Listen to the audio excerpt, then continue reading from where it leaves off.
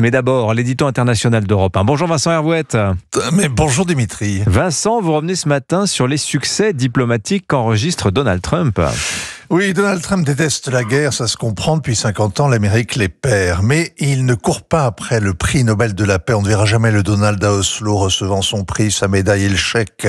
Il paye cher ses rodomontades sur le Hamas et sur la guerre en Ukraine qu'il allait arrêter en 24 heures. La Maison-Blanche a obtenu la semaine dernière que les Houthis cessent d'attaquer les navires en mer Rouge. C'est le résultat des discussions avec les Iraniens. Il y a aussi l'accord entre le Rwanda et le Congo pour épargner la région des Grands Lacs. Mais c'est sur un troisième champ de bataille que la Maison-Blanche a triomphé ce week-end. Dans une zone hautement stratégique, un conflit entre deux puissances nucléaires, deux ennemis qui se détestent et se défient. La guerre entre l'Inde et le Pakistan n'aura pas lieu. Alors la Maison-Blanche, en effet, a annoncé la conclusion d'un cessez-le-feu samedi.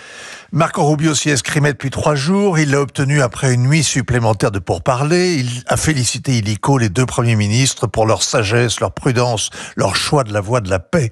C'est exagéré, évidemment, de parler de paix. Le problème du Cachemire reste insoluble. Les Pakistanais ont tellement soif de paix qu'ils ont bombardé encore dimanche en tirant une dernière salve.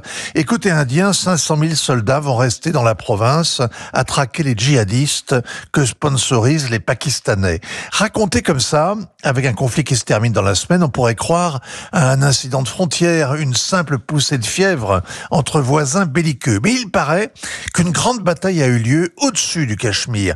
Plus d'une centaine d'appareils de chasse indiens et pakistanais se seraient affrontés en combat aérien du jamais vu depuis la Seconde Guerre mondiale. L'occasion pour les Chinois d'ailleurs de tester sur le champ de bataille leurs missiles RR, leurs drones et la dernière version de leur jet, le J-10C, fourni à leurs alliés pakistanais. On ne sait pas dans quelles conditions un Rafale aurait été abattu. Ce serait en tout cas la première fois en situation de combat, le premier duel avec des armes chinoises et occidentales high-tech.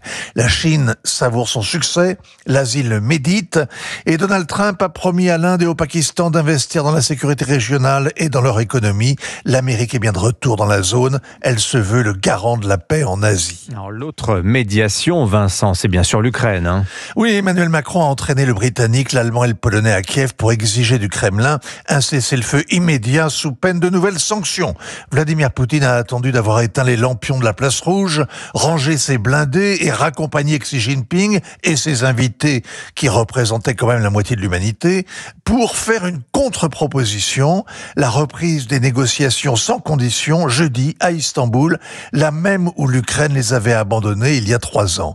Chacun donne donc des gages, essaie de piéger l'autre, de lui faire porter la responsabilité de la boucherie, et c'est déjà une négociation. La guerre risque de durer encore des semaines ou des mois, mais on a soudain changé de perspective. On ne parle plus de victoire militaire, on ne s'indigne plus en dénonçant les capitulars. L'accord sur les mines a engagé une nouvelle dynamique, et Donald Trump ne sera peut-être jamais prix Nobel de la paix, mais il est bien le juge de paix. Ainsi va le monde, signature Europe 1, Vincent Hervouette. Merci Vincent.